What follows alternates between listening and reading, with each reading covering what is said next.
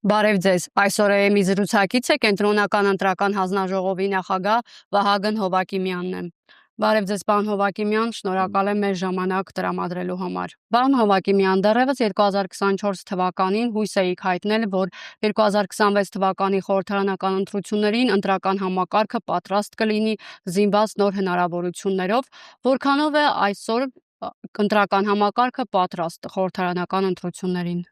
Կարող եմ այսպես ասել, այն ինչ որ 24 թվականին մենք ակնկալում ենք, որ պիտի ունենք։ Այստեղ ընդհանրապես վերջնական ճշգրտման փուլում ենք նկատի ունեմ ծրագրային, ասենք նոր ծրագրերը, որոնք որ ներդրում են թվային գործիքների եւ այլ, ընդհանրապես արդեն վերջնական փուլում են։ Այսինքն ընտրությունների նկատի ունեմ արդեն օրինակ մայիս ամսին լիարժեք պատրաստ նույն ապրիլին, երբ որ կուսակցությունները կսկսեն արդեն առաջադրվել, այսինքն առաջադրման փաստը ամբողջ այդ կուսակցություններին վերաբերվող համակարգը, թվային գործիքները լրի պատրաստ կլինեն։ Շատերը երևի չգիտեն, բայց կուսակցությունները երբ որ առաջադրվում են, մենք տալիս ենք օգտարշիվ եւ իրենք սկսում են իրենց արդեն ցուցակի ձևավորման, փաստաթղթեր ներբեռնելու եւ բազմաթիվ գործառույթներ ուղղակի թվային տիրույթում են արվում, այսինքն թղթա այլևս պարտադիր չի որ թղթային ան։ Իհարկե իրենք կարող են նաեւ թղթայինով էլ անել, բայց մենք ասում ենք եթե թվայինով ուղարկել եք, խնդիր չկա։ Այսինքն տեխնիկական աշխատանքները հիմա ավարտման ծրագրում են։ Այո, ավարտման փուլում են։ Մենք նոր սարքավորումներ ենք գնել, որոնք որ առաջիկա մարտի սկզբին արդեն կշամանեն եւ այլ, այսպես։ Այսինքն այն ինչ որ ակնկալել ենք, ըստ էության ունենք, որովհետեւ մի կողմից միջազգային գործընկերներն են օժանդակում, մյուս կողմից կառավարությունը ֆինանսավորումը հատկացնում, այսինքն խնդիր չունենք։ Նոր հնարավորություններ ասելով ինչ նկատի ունեք եւ արդյոք այդ նոր հնարավորություններով արդեն իսկ զինված եք։ Տեսեք, մենք օրինակ բերեմ, որպեսզի դերը մարասկանում, մենք մեր ընտրողների գրանցման սարքերը ունենք, VAD սարքերը որ ունենք, մենք սարքերը ամբողջ խմբականակը, որը որ օգտագործվում է համապետական ընտրությունների ժամանակ ունենք, բայց անցած տարի մի քանի փուլով մեր ունեցած սարքավորումները ստուգվել են։ Այսինքն որովհետև ի վերջո սարքավորումները գնվել են 17-ին են գնվել, մի քանի անգամ թարմացվել, այսինքն նոր խմբականակներ են ավելացվել եւ նոյեմբերին նույնիսկ արտադրող ընկերության փորձագետը ժամանել։ Հիմա հեսա մարտին էլի նորից Smartmatic-ի փորձագետները իրենց մասնագետները ժամանելու են, որովհետեւ եւս մեկ անգամ են, այսպես են մանրակրկիտ իրենց ձեռքով իրենց սարքավորումները ստուգեն։ Բայց այդ մենք ունենք խմբականակ, որը որ պայստային է, այսպես ասենք, այսինքն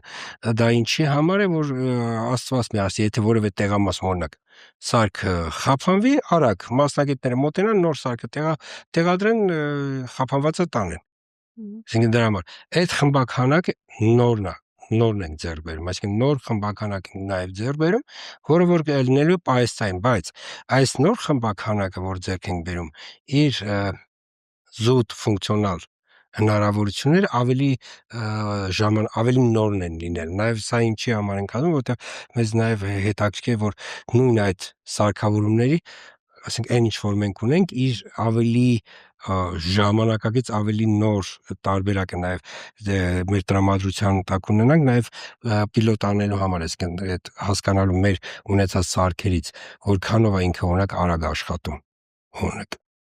Եվ Պարոն Հովակիմյան, սկսենք ընտրությունների եւ ԶԼՄ-ների աշխատանքից։ Նախ կխնդրեի ներկայացնել ԶԼՄ-ների հավատարմագրման կարգը, պայմանները, ժամկետները եւ գործընթացը բաժանենք փուլերի, ընտրությունների նշանակման օր, քարոզչական ժամանակահատված, լռության օր, ընտրության օր եւ հետընտրական ժամանակահատված եւ կխնդրեմ յուրաքանչյուր փուլի համար ներկայացնել ԶԼՄ-ների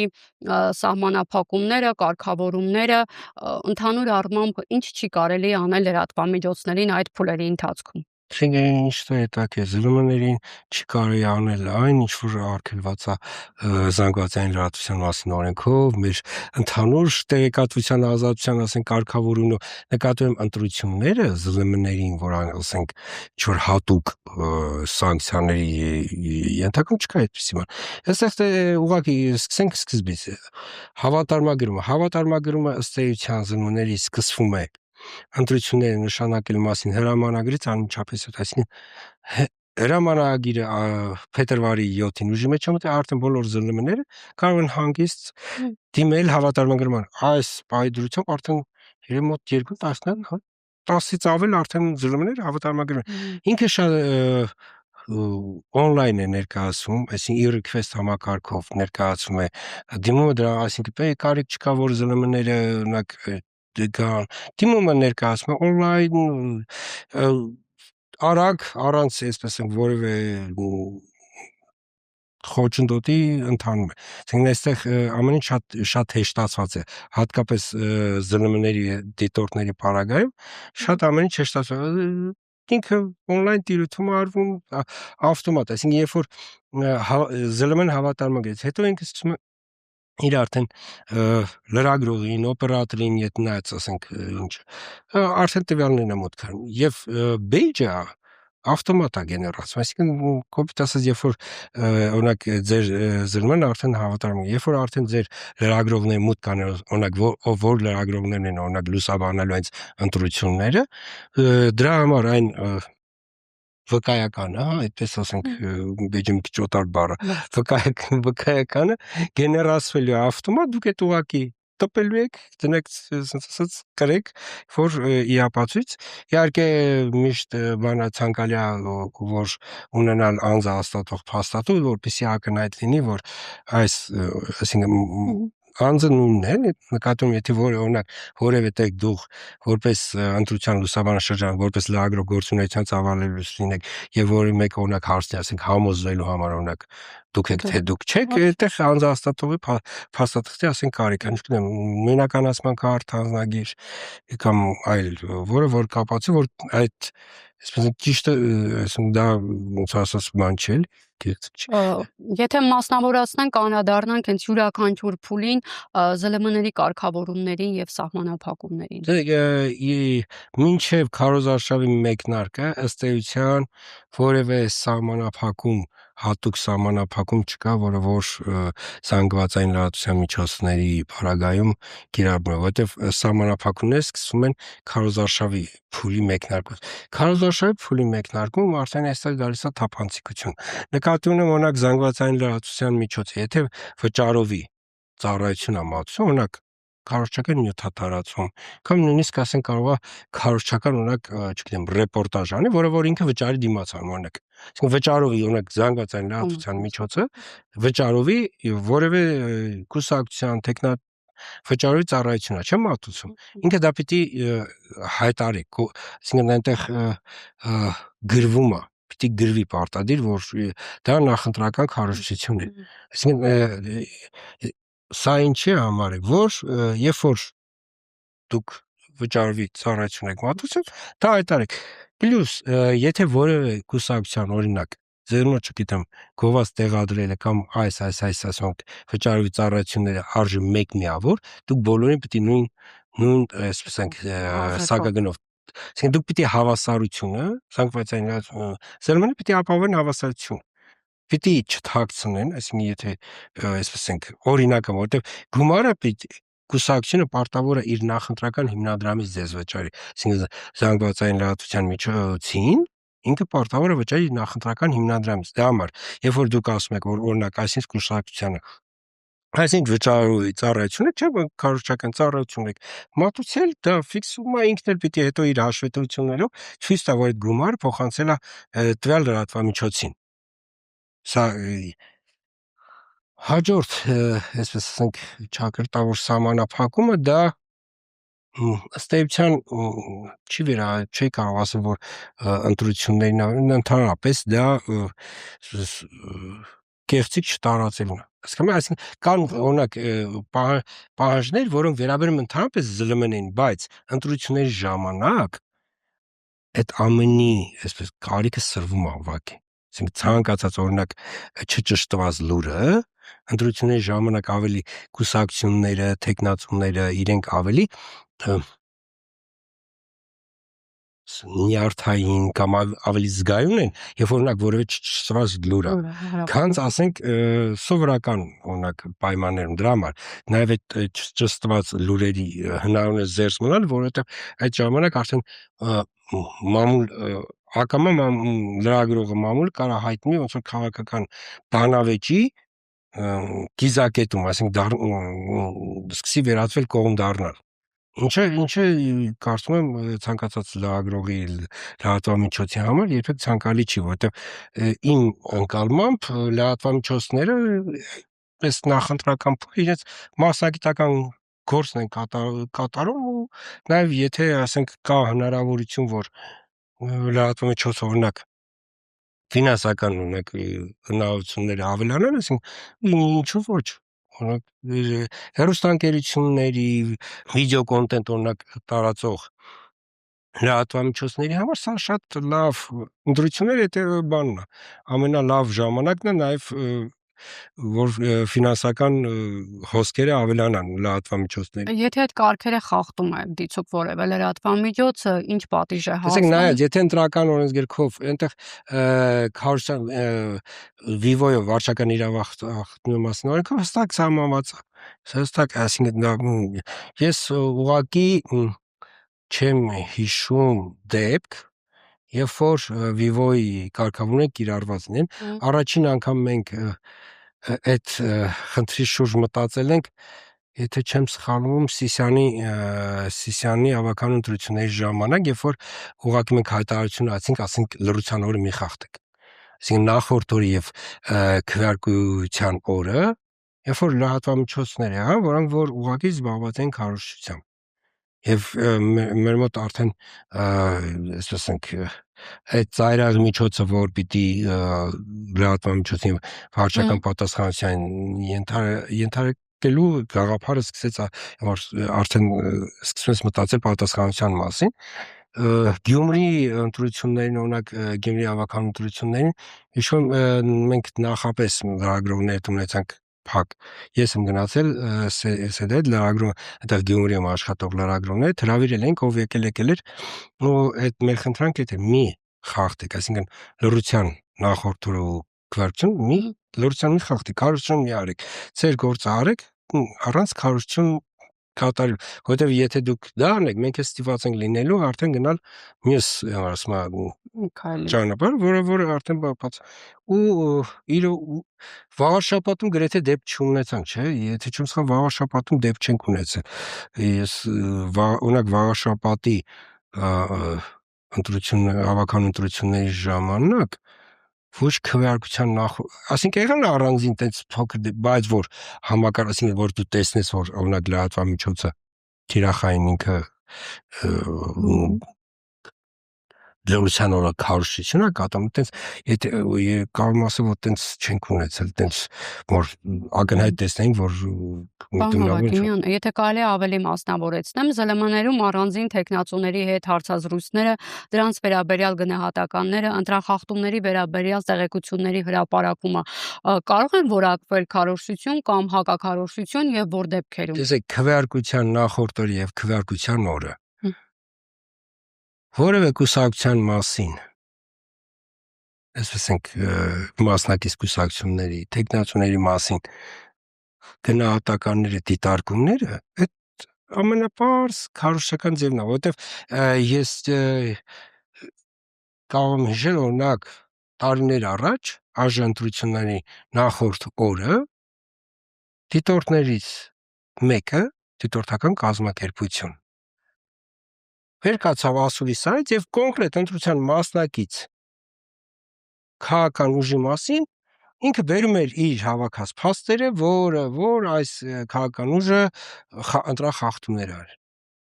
Այսինքն այս որքան էլ որ առաջին հասկից թվում է թե իր ոնց որ իր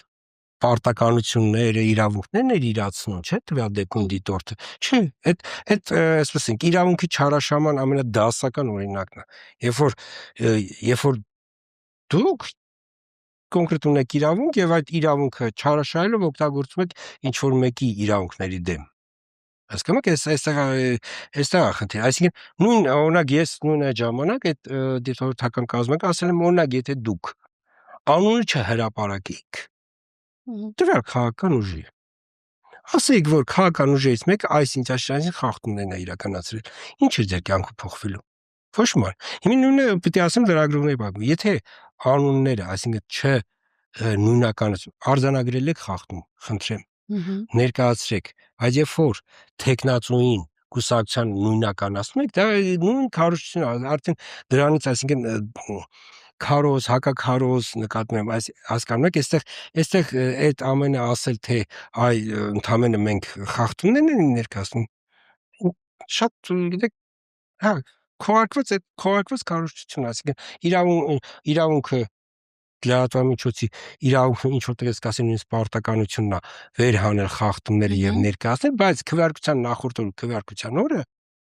առանձնահատկությունը այստեղ է որ լրագրողները իրենք արդեն լրագրողները պետք է կանան այդ իրենց աշխատանքը ճիշտ կատարեն։ Ու աշխատանքը ճիշտ կատարել ասում եմ ընդամենը չնույնականացնելն է։ Եղել է խախտում էս թվարկեք, ներկայացրեք եւ այլ եւ այլ։ Բայց երբ որ ասենք արդեն ասում եք անձին կուսակցությանը նույնականացնում եք արդեն ուղակի այսպես ասեմ դառնում է քարոզություն կամ հակառակը։ Այս դեպքում, եթե քվեարկության նախորդ օրը կամ հենց քվեարկության օրը գործընթացի որևէ մասնակից ասուլիս է հրավիրում եւ գնահատականներ է հնչեցնում, այս տեղեկատվությունը ինչպես պետք է ներկայացվի, որ խախտում չհամարվի։ Այսինքն նկատում եք կուսակցության որևէ առաջնորդ կամ տեխնացու այս դեպքում կուսակցությունն է ինքը խախտում լրության օրը իրենց համար է կա վարչական իրավախախտում, այսինքն այստեղ այսպես ասեմ, այդ գիտեք որն է, ասում եք մոտավորապես սենց մեկը իրավախախտում է կատարում։ Հիմա ես գնամ իրեն միանամ, ոնց անեմ, որ միանամ իրեն ու ես էլ խախտող չդառնամ։ Մոտավորապես այդ աստվածը։ Այսինքն եթե կուսակցությունը լրության այդ ինչած էդ էլ է հետաքրքիր, ասենք 20:00-ից հետո այս արքեքը վերանում է։ Հա քվեարկության օրը չի կար, բայց 20:00-ից հետո արդեն այդ խնդիրը, այսինքն երբ որ տեղամասերը փակում են քվեարկությունը այլևս կանգնած է, արդեն բոլորը ոնց որ այդ խոսելու, այսպես ենք արտահայտվելու արքելքը դուրս ոնց որ վերանում է, կարիքն էլ է որտեղ վերանում, բայց այստեղ ընդամենը տվյալ կուսակցություն ավելին ասեմ, եթե ուշադրություն եք դարձնում, ասենք միշտ քվեարկության օրը ցուցակների առաջին համարները գնում են բնականաբար հարցեր են հնչեցնում, այստեղ տեսեք, այստեղ այդ ամեն շատ հանգիստ ուղղակի լուսաբանում եք։ Ուղղակի, այնինչ ես օրինակ այս վերջին ընտրությունում ասենք կարող քաղաքական հարց հնչեցնես, որ իրեն ներքաշես քաղաքական, ասենք, տվյալ տեխնացու ներքաշես քաղաքական բանավեճի մեջ։ Ինքը եթե մի քիչ տվյալ տեխնացուն ինքն էլ ասենք պատրաստված լինի, ինքն էլ միանգամից ասենք սաստիկ ասի քաղաքական հարցերին չեմ, չէ՞ օրինակ պատասխանի, ասենք չի մտնի այդ դիսկուսիան։ Բայց լավ, ինքը եթե այդտեղ չգնաց, լրագրող ես դա համար միշտ ասում լրագրողները իրենք են այն միջավայրը ձևավորում, որը որ ցանկանում են։ Եթե ցանկանան, ասենք, չգիտեմ, ճուր կարան աղմուկ, աղաղակ, ինչ կցանկանան այն կձևավորեն։ Ես վերջո այդ աշխարհից եմ գալի, այսինքն այստեղ լրագրողը ոնց կցանկանա իր լուրը, իր ռեպորտաժը, չէ՞, կազմակերպի իր ցանկությունը կառավարելու ինքը։ Կուզենա որ քաղաքականացի վերացի, ասենք, քարոզի կամ հակաքարոզի կանի տենց, չուզենա ինքը ուղղակի համեստ, այսպես ասենք, քվիքսի, ասենք, այդ պահը ուղղակի կարձանագրի, որ եկավ օրինակ տեխնացուն, չէ՞,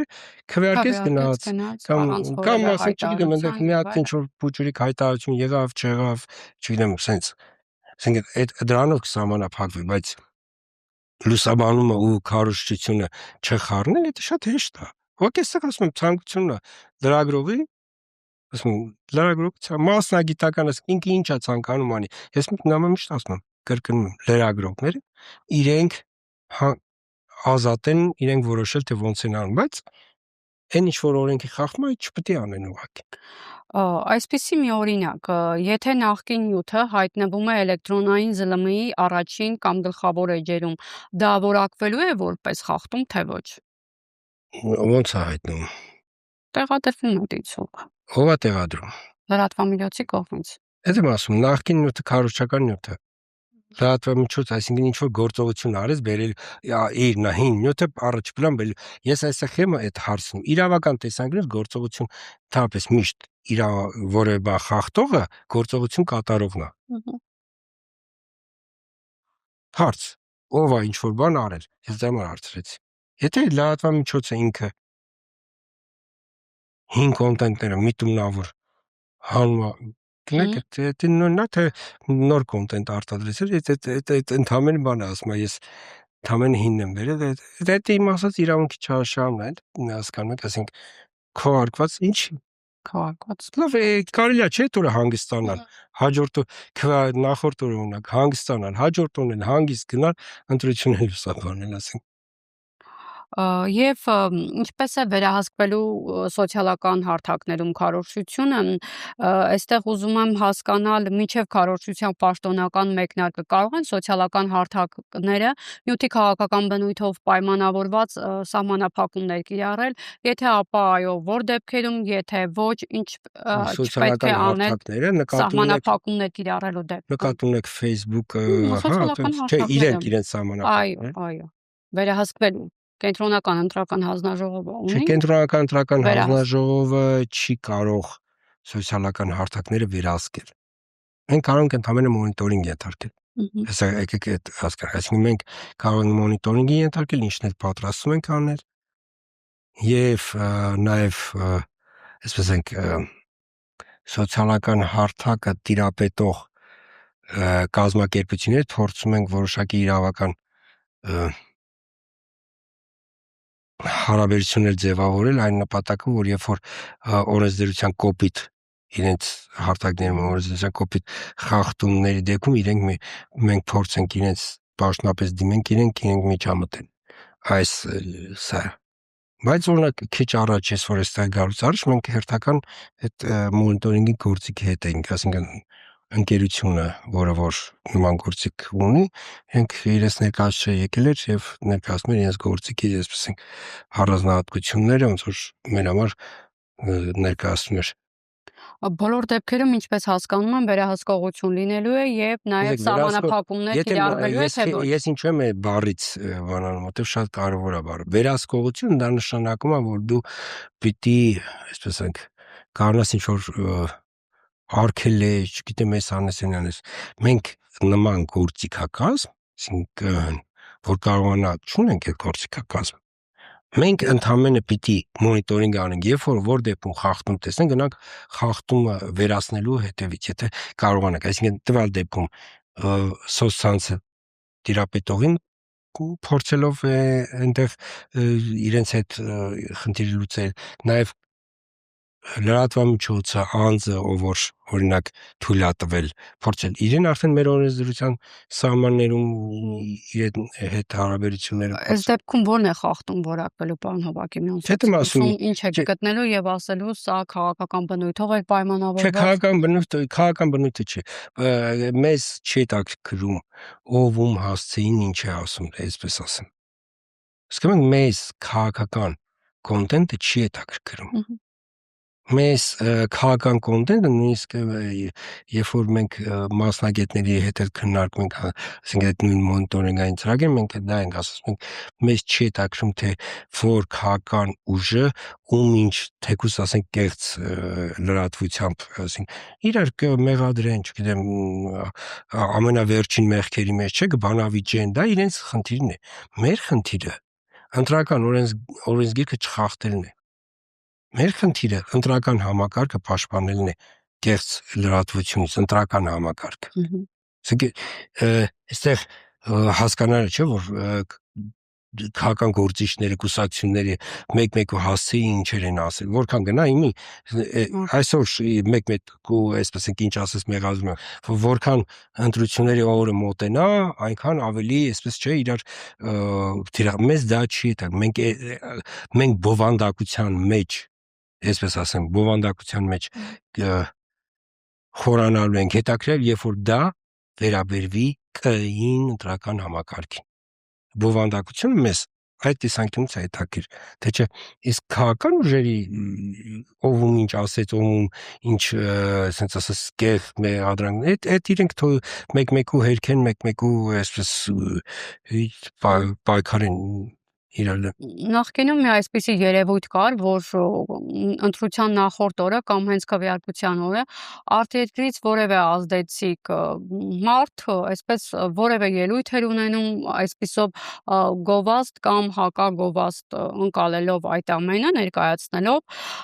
որը միանշանակ ընտրությունների վրա ազդեցություն ունենում է,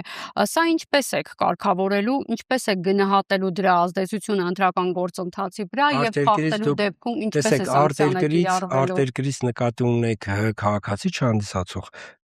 եւ հանդիսացող եւ հանդիսացող ըստ էության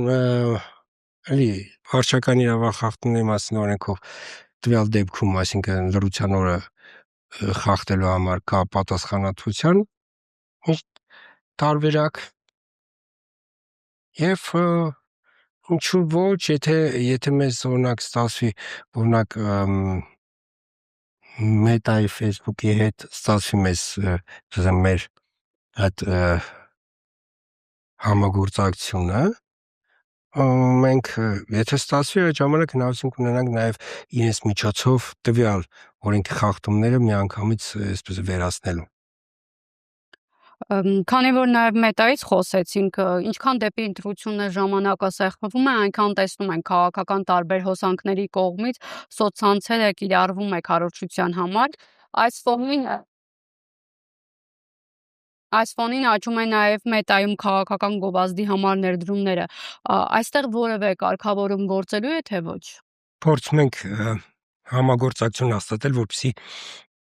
իրենց տիրույթում մեր օրենսդրությունը պահպանվի, այսինքն երբ որ մենք կտեսնենք օրինակ օրենսդրության խախտում, փորձենք իրենց պաշտոնապես դիմել իրենք վերացնեն խախտումը։ Այսօր մասն է խոսքը։ Դուք դիմելու եք, իրենք էլ վերացնելու են։ Փորձում ենք այդ նամակագրության ստացվելու է այդ համագործակցությունը, թե դեռ անորոշ է։ Այսպես ասեմ, կասեմ անորոշ, որովհետև ամեն դեպքում իրենց համար Հայաստան շատ փոքր շուկա է։ Հասկանում եք, ասենք շատ իրենց մասշտաբներով Հայաստանը մի կաթիլ է։ Ու այսպես ուշադրությունը, որ այսպես օրինակ մեր տիրույթի նկատմամբ այդպես, մի նամակագրության մեջ ենք, բայց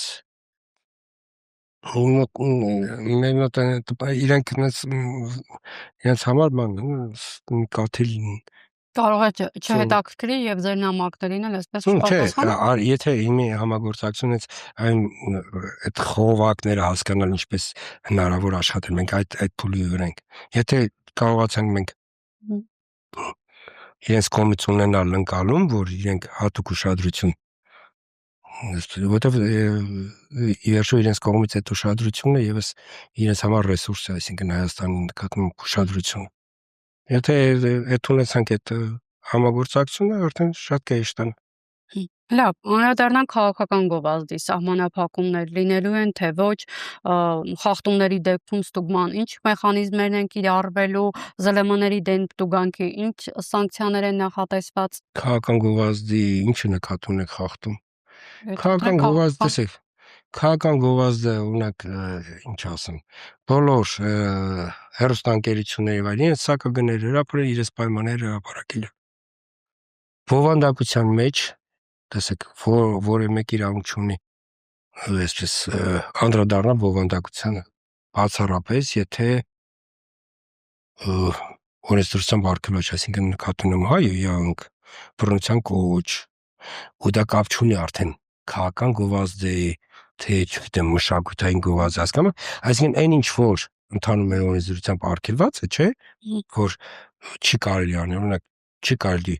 բռնության կոչ անել, չի կարելի ազգային խտրականության կոչ անել, չի կարելի հայոյանք չէ տարածել եւ այլն, այս ամենը, եթե այդ ամենը չկա, դա կրկնում եմ, դա ոչ միայն քարոզարշավի ժամանակ է արկում, այլ ընդհանրապես արկում։ Մնացած բովանդակությունը ազատ է։ Այդ քաղաքական ուժերը ազատ են իրենց բովանդակ։ Այդ թվում կարող են լինել դեպքեր, երբ որ օրինակ մեկ-մեկու կեղծ մեղադրեն, բայց դա ուրիշ, այսինքն կեղծ մեղադրանքը դա ուրիշ է, դա կեղծը թե ողջ այդ մրցակիցներն են մեկ-մեկու այսպես իրենց փաստարկներով մրցելով ապացուցում, որ օրինակ դիմացին որ կեղծիք է թույլ տվել, բայց դա իրենց տիրույթն է, այստեղ կընչի կային բովանդակությունը հետաքրքրել է մի դեպքում, եթե այդ բովանդակությունը առնչվում է ընտրական համակարգին կային մեր գործունեության փոխադարձ իրենց քարոզչությունը մեր տիրույթը չի։ Այս համատեքստում նաև ինչպես է տեղադրվելու քաղաքական գովազդը ԶԼՄ-ներում, դա նաև իրենց որոշելիքն է։ Եվ նաև ֆինանսավորումը, թափանցիկության հարցը։ Ֆինանսավորումը, երբ որ վճարովի, օրինակ ԶԼՄ-ն, երբ որ քաղաքական գովազդը վճարովի քաղաքական, ինքը ընդհանրապես այդ մասին արձանագրում։ Ընտրական օրենսգիրքը հստակ սահմանում է, որ ընդհանրապես ԶԼՄ-ն դա արձանագրում է եւ գումարնել տվյալ կուսակցությունը կամ դաշինքը իրավունք ունի իր նախընտրական հիմնադրամից փոխած։ Իսկ այն դեպքում, երբ այլ աղբյուրից քարոզչական նյութ է տեղադրվում, կոնկրետ ԶԼՄ-ի համար կարող է սա որակվել խախտում։ Այլ աղբյուրից ենթադրենք այլ լրատվամիջոցից նյութը տեղադրվում է մյուս լրատվամիջոցից։ Տեսեք, իրականության մեջ այդ ԶԼՄ-ի խնդիրն է։ Այստեղ ամբողջ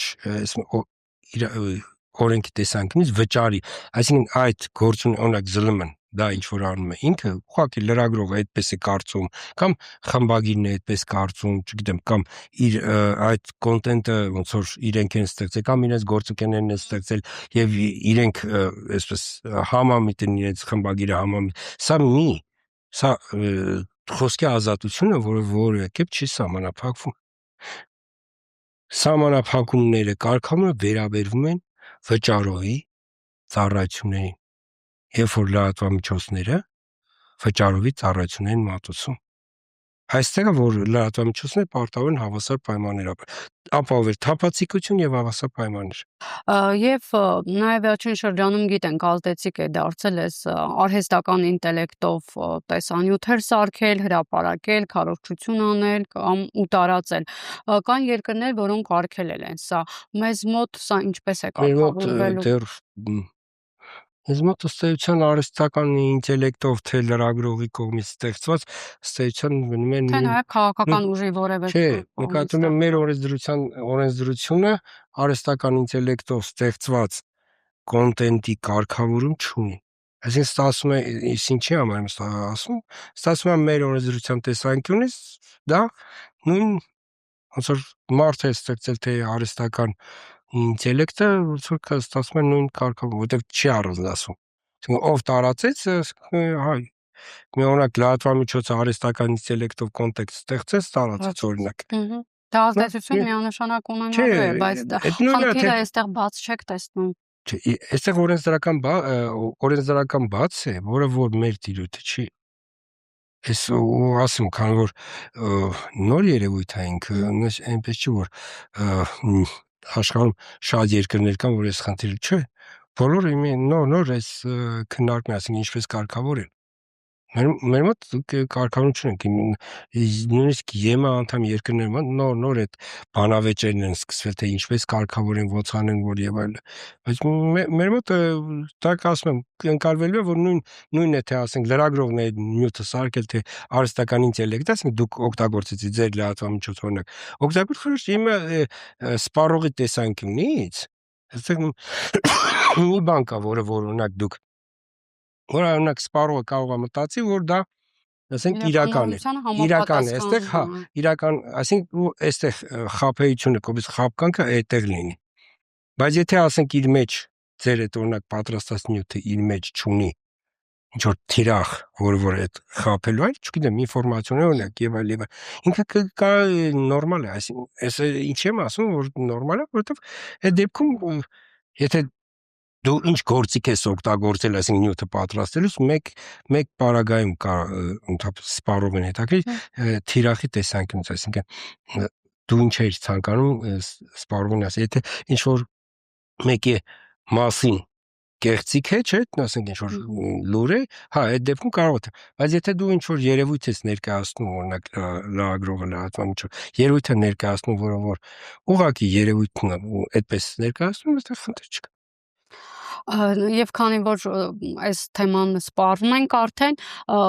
ինչ խախտումների դեպքում է լրատվամիջոցը զրկվելու հավատարմագրումից, սա էլ ամփոփենք, անցնենք առաջ։ Ըստ էության լրատվամիջոցի զրկելը այդ ես շատ դժվար եմ պատկերացնում լրատվամիջոցի զրկելը, որովհետև լրագրողինը ուրիշ է, այսինքն անհատ ոնց ենք մենք ձևակերպում, որ խախտման հեղինակը լրատվամիջոցն է։ Խախտում է ու գրանցում ուժ գործած ճանաչ, որովհետև լրատվամիջոցը կարող է վարչական պատասխանատվության ենթարկվել։ Այդ պաշտոնատար անձը նաև լրատվամիջոցի որդու լատվել լրագրողը, բայց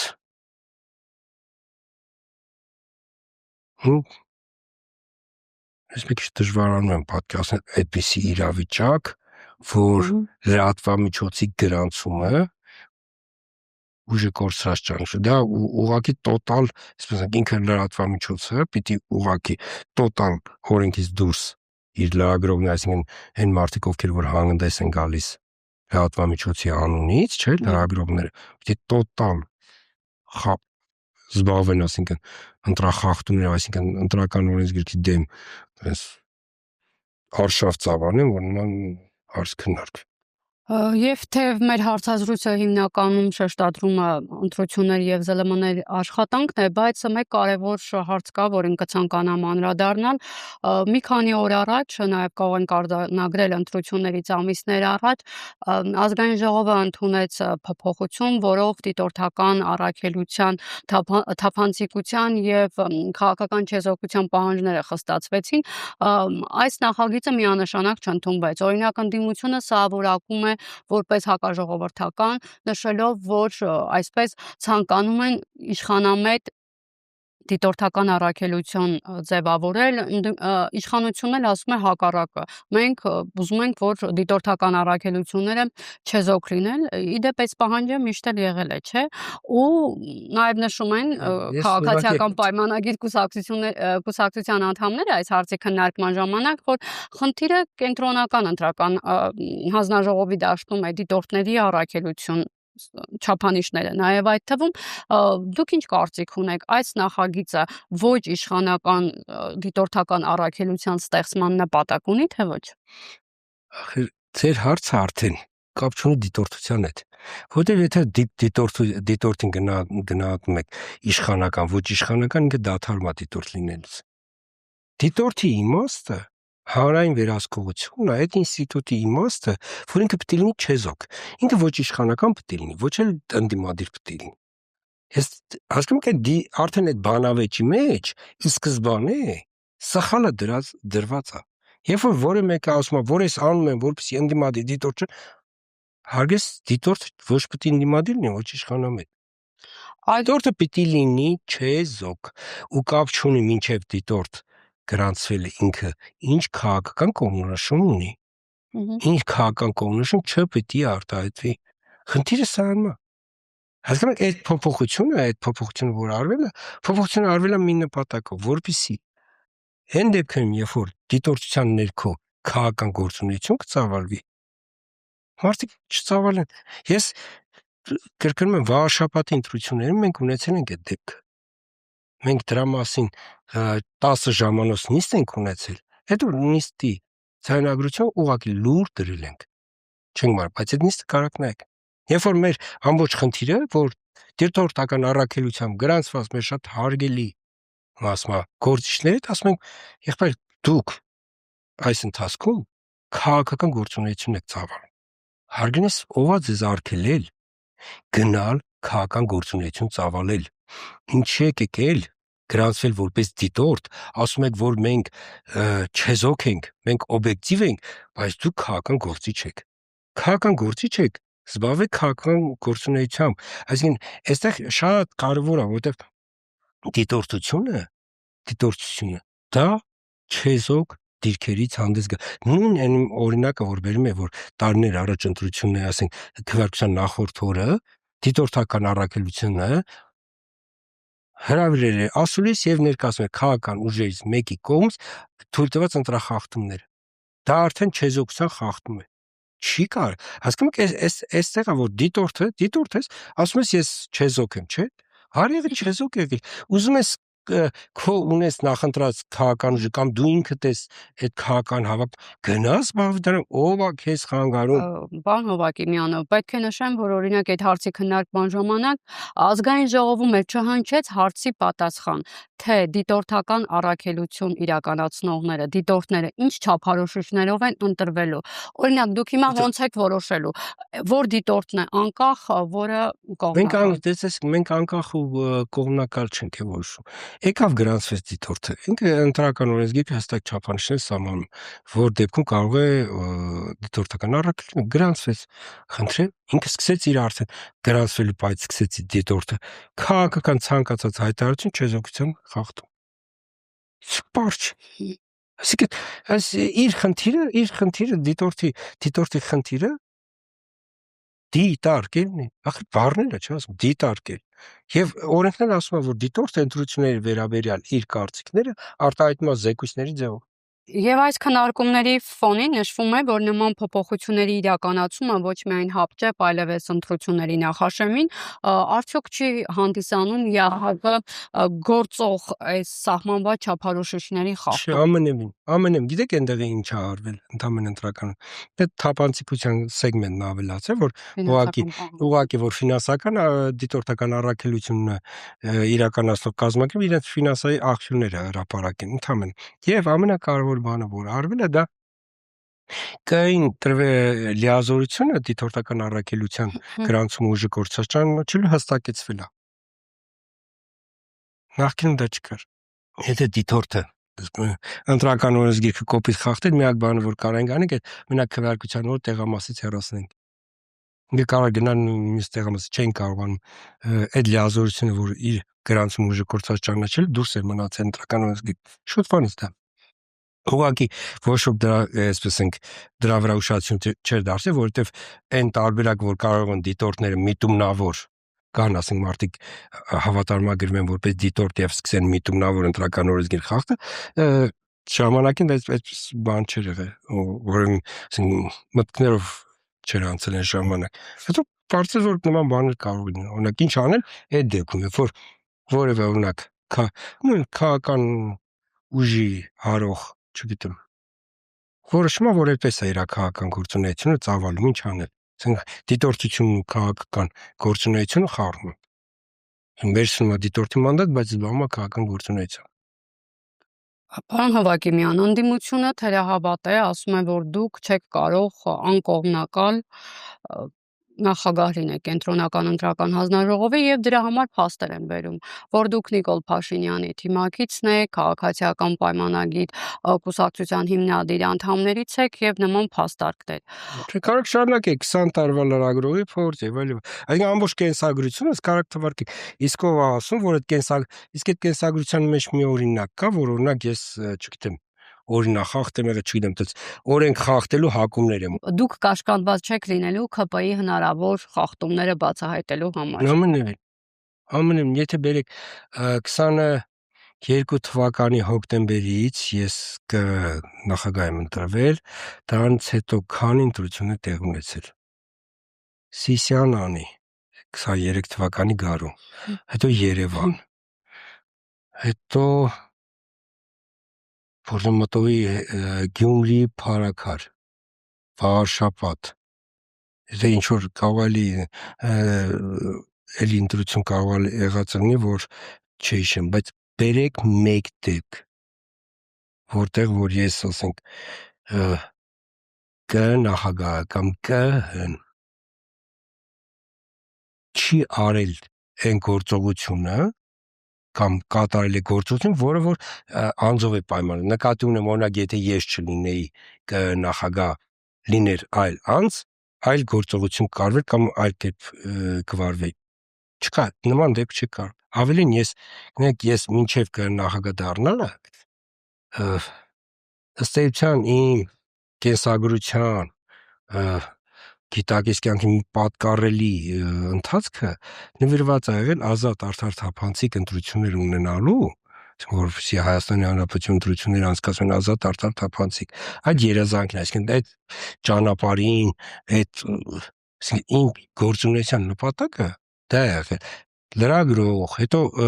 որպես քաղաքական գործիչ, հասկանում եք, հետո падգամավոր։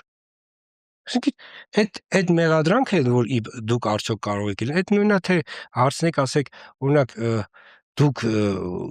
հանցագործ եք, որովհետև ցանկացած այդ սուբյեկտիվ դրսևորումը պետական բարձրաստիճան պաշտոնյայի կողմից ինքը հանցանք է։ Ինքը շատ հանգիստ, ինքը հանցանք է, երբ որ պետական պաշտոնյայի պաշտոնական դիրքը իր անձնական, չգիտեմ, ընկերների, մյուսի ինչ որ անձնական շահերով դա տիրապետում։ Դա ոքի հանցագործություն է։ Հիմա ես դա համար միշտ ասում եմ, հերիք է ինձ անդադ ակամա մեղադրել, թե ես հանցագործ եմ։ Ես հանցագործ չեմ դառնալու։ Ավելին ամեն ինչ անելու եմ, որ ընտրությունները ազատ արդար թափանցիկ լինեն, որպեսզի մեր ընտրողը իմանա, որ մեկ ձայնի ճշգրտությամբ սա իրենց քվեարկությունն է։ Կլինի ավագանի թե ազգային ժողով, սա ընտրողի կամքով ձևավորված իշխանության մարմինը։ Ու ես այս պաշտոնում հավակնել եմ, ընտրվել եմ այդ նպատակով ու շարունակելու եմ դա անել։ Կապ չունի քաղաքական ով ինչ քաղաքական նպատակ, այդ քաղաքական ուժերին է այս շենքից դուրս է։ Եվ վերջում մեկ հարց, որը այս օրերին շատ է քննարկվում, իշխանամերձ շրջանակները պնդում են, որ Սամվել Կարապետյանի առաջնորդած Ուժեղ Հայաստան կուսակցությունը չպետք է թույլ տա մասնակցել ընտրություններին եւ ասում են, որ դրա համար հիմքեր կան։ Դուք արդյոք հիմքեր տեսնում եք եւ կարող է ստեղծվել մի այնպիսի իրավիճակ, որ քաղաքական որոշում պան Հովակիմյան որևէ կուսակցության չգրանցեք։ Հետո ասում, ինքը այդ դիսկուրսը արդեն абսուրդ է։ Հասկանում եք, որևէ բան, չնայած ես հասկանում եմ քաղաքական գործիչները, տեսեք, ինչ ուզեն կարող են հայտարարել։ Իրենք ազատ են։ Իրենք քաղաքական նպատակներով մարդիկ կարող են։ Բայց պետք է ընդհանրապես բացել ընտրական օրենսգիրք ընթերցել։ Ընտրական օրենսգիրքը հստակ ասում է, թե գրանցվելու համար կուսակցությունները դաշինքը ինչ պետք է ներկայացնեն։ Եվ հստակ ասում է, որ երբ որ այս ներկայացված են, առանց քվեարկության ԿԸ-ն գրանցում։ ԿԸ-ում կարող է քննարկվել միայն փաստական առարկություն, այսինքն եթե օրինակ փաստաթղթեր չեն ներկայացրել, կիսատ է ներկայացրել։ Ավելին, քանի որ օրենքը հնարավորություն է տալիս, ընտրական օրենսգիրքը հնարավորություն է, եթե նույնիսկ փաստաթղթերը կիսատ են, ԿԸ-ն 48 ժամ տրամադրում է, որպեսզի լրացնեն կուսակցությունը, այսինքն որպեսզի կուսակցությունը կամ դաշինքը չգրանցվի, ինքը տվյալ կուսակցությունը կամ դաշինքը պետք է ջանք կոնկրետ այդ ուղղությամբ նպատակաուղղված ինքը ջանք կիրառի։ Կարող է նման իրավիճակներ, կարող։ Ես հիշում եմ 21 թվականին, եթե չեմ սխալվում, դաշինքներից մեկը սկզբից փաստաթղթերը ներկայացրեց, հետո վերջի փուլում ոնց որ հետ վերցրեց։ Սկզբից բայց ներկայացրել էր։ Հետո պարզվեց, որ թերի էր, այսինքն այնտեղ թեր էին ներկայացրել։ Այս վաղաշաբաթի ընտրություններում մենք ունեցանք երբ որ թեկնածու վերջի պահին իր գրավի կուսակցություն ամեն ինչ օգտաշուչ վերցրել ցուցակեն ձևար եւ այլ, հետո պարզվեց, որ փաստաթղթերը չեն ներկայացել, որովհետեւ գրավի խնդիր չեն կարողացել լուծել։ Բայց կարող է քաղաքական որոշում լինել։ Կենտրոնական ընտրական հանձնաժողովը քաղաքական որոշումներով չի առաջնորդվում։ Ես դա եմ ասում։ Կենտրոնական ընտրական հանձնաժողովը առաջնորդվում է ընտրական օրենսգրքով։ Բոլոր այն կուսակցությունները, բոլոր այն դաշինքները, ովքեր ընտրական օրենսգրքով անհրաժեշտ փաստաթղթերը կներկայացնեն, իրենք չեն կարող չգրանցվել։ բոլոր են տեխնացուները, որոնք այդ ցուցակներում անհրաժեշտ կլինեն, երբ որ անհրաժեշտ փաստը թղթերի ներկայաց, իրենք չեն կարող չգրանցվել։ Այ երբ որ տեխնացուները օրինակ չեն ներկայացնի փաստաթղթեր, դա արդեն այդ տեխնացուին օրինակ չգրանցելը կենտրոնական ընտրական հանձնաժողովի պարտականություն։ Պարոն Հովակիմյան, շնորհակալ եմ հարցազրույցի համար։ Ցավեցեք։ Այսօր ԵՄ զրուցում էր կենտրոնական ընտրական հանձնաժողովի նախագահ Վահագն Հովակիմյանի հետ։